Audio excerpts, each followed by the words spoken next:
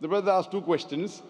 The first question, he said that he believes religion is a guide, but he doesn't believe that everything is truthful, that it can take him to heaven.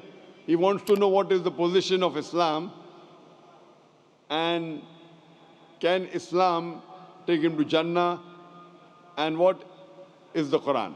And the second question is, what is the meaning of jihad? As far as the first question is concerned, if you believe that Bible is a guide, if suppose when you appear for an examination, maybe for bachelor's degree, many a time for every subject there is a guide. Would you like to follow a guide which is an old edition or a guide which is the latest edition? Brother, which guide you like to follow, old edition or latest edition? I would like to follow both. Both. So previously, science used to say the light of the moon is its own light. Today, science says light of the moon is reflected light. Which will you believe in, old or new?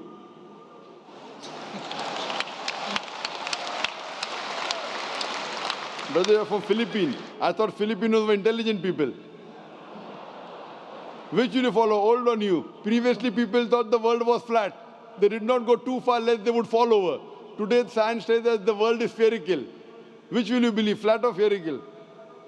Both. Which? I'll follow the new. If the old is correct, no problem. Many a time, there are certain things which are correct in the old. So if you compare both, and if you find commonalities, you can follow part of the old and the new one completely.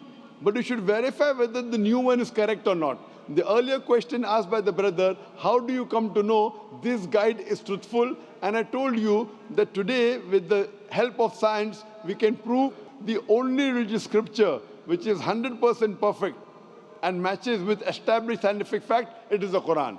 So based on that, if you follow a wrong guide, you may not be successful in the examination. This world, brother, is a test for the hereafter. Allah says in the Quran, in Surah Mulk, chapter number 67, verse number 2, Allazi khalaqal mawta wal hayata. It is Allah who has created death and life to test which of you is good in deeds. So when you appear for the test, you should even read the correct guide. And the last and final guide for the human beings, it is the glorious Quran. After this, no other guide will come. No other messenger will come. So this is the only book that will take you to salvation, that will take you to heaven, that will take you to Jannah. As far as the second question is concerned, that what is the meaning of the word jihad? The word which is maximum misunderstood in Islam is jihad. It is not only misunderstood by the non-Muslims, it's even misunderstood by the Muslims. Most of the non-Muslims and Muslims think that any war fought by any Muslim for any reason, whether it be for money, whether it be for wealth, whether it be for personal gain, whether it be for fame, whether it be for land, is called as jihad. Jihad does not mean any war fought by any Muslim, whether it be for wealth, for land, for fame. Jihad comes from the Arabic word jahada, which means to strive, which means to struggle. In Islamic context, jihad means to strive and struggle against one's own evil inclination. Jihad means to strive and struggle to improve the society. Jihad also means to strive and struggle in self-defense in the battlefield. Jihad also means to strive and struggle against oppression. Jihad basically means to strive and struggle. For example, if a student strives and struggles to pass in the examination, in Arabic we'll say he's doing jihad. Many people have a misconception that jihad can only be done by Muslims.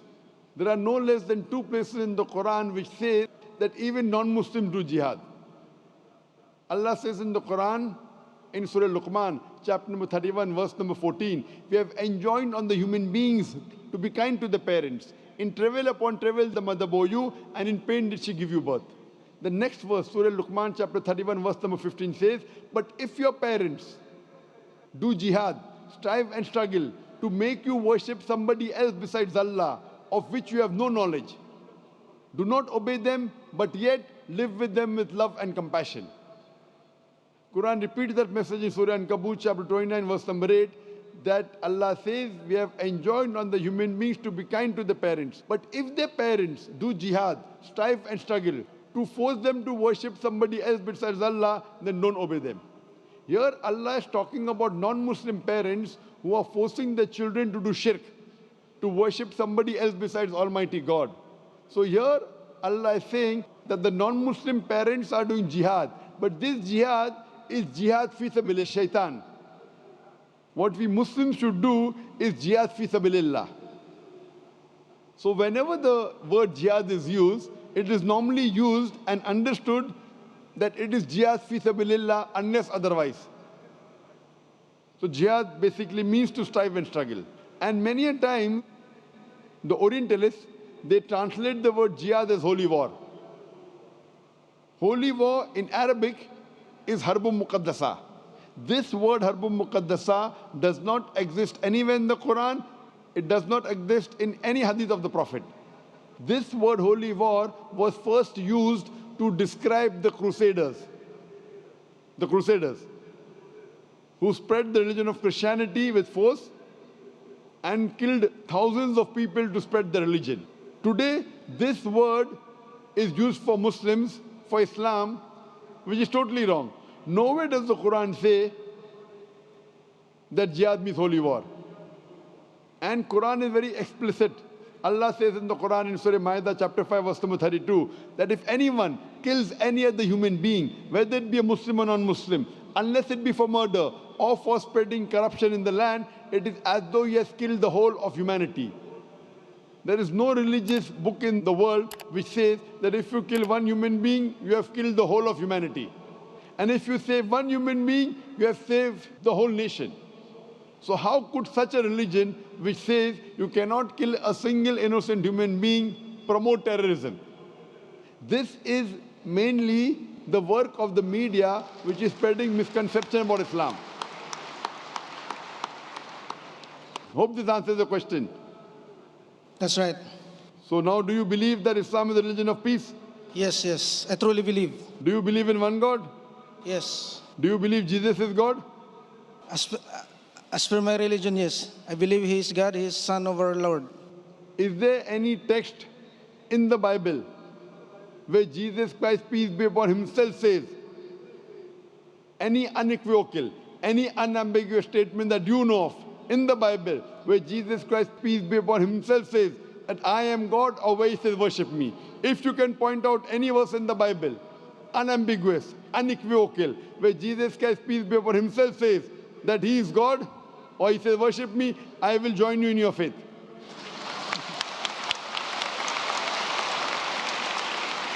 Brother, can you point out a single unequivocal statement from the Bible where Jesus Christ, peace be upon himself, says that he's God? Only one, not two. I'm a student of the Bible. Brother, have you read the Bible? To tell you the truth, I'm not good in the Bible. So, Yes. how come you're following a religion where you have not read the Bible? I've read the Bible, and I'm telling you there is not a single unequivocal statement in the complete Bible where Jesus Christ, peace be upon him, says that he's God, or where he says worship me. In fact, if you read the Bible, Jesus Christ, peace be upon him, said, it's mentioned in the Gospel of John, chapter number 14, verse number 28, he says that my Father is greater than I. Gospel of John, chapter number 10, verse number 29, my Father is greater than all. Gospel of Matthew, chapter number 12, verse number 28, I cast out devil with the Spirit of God. Gospel of Luke, chapter number 11, verse number 20, I with the finger of God cast out devil. Gospel of John, chapter number 5, verse number 30, I can of my own self do nothing. As I hear, I judge, and my judgment is just. For I seek not my will, but the will of my Father. Anyone who says, I seek not my will, but the will of Almighty God, is a Muslim. Jesus Christ, peace be upon him, is a Muslim. It's clearly mentioned in the book of Acts, chapter number 2, verse number 22. Ye men of Israel, listen to this. Jesus of Nazareth, a man approved of God amongst you by wonders and miracles and signs, which God did by him, and you are witness to it. A man approved of God amongst you. Not God. A man approved of God amongst you by wonders and miracles and signs, which God did by him, and you are witness to it.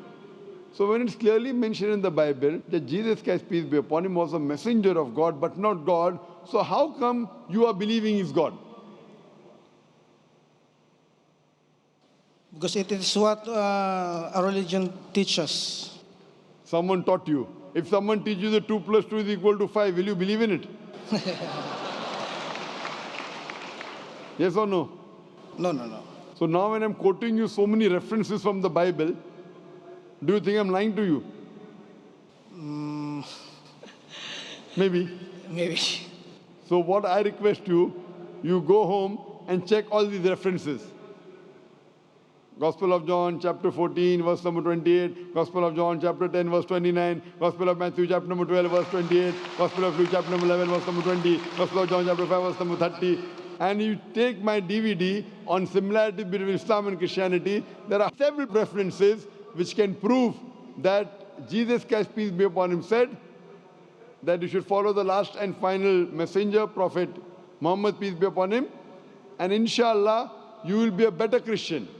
I believe that Muslims are more Christian than the Christians themselves because we follow more of the true teaching of Jesus Christ, peace be upon him, than the so-called Christians.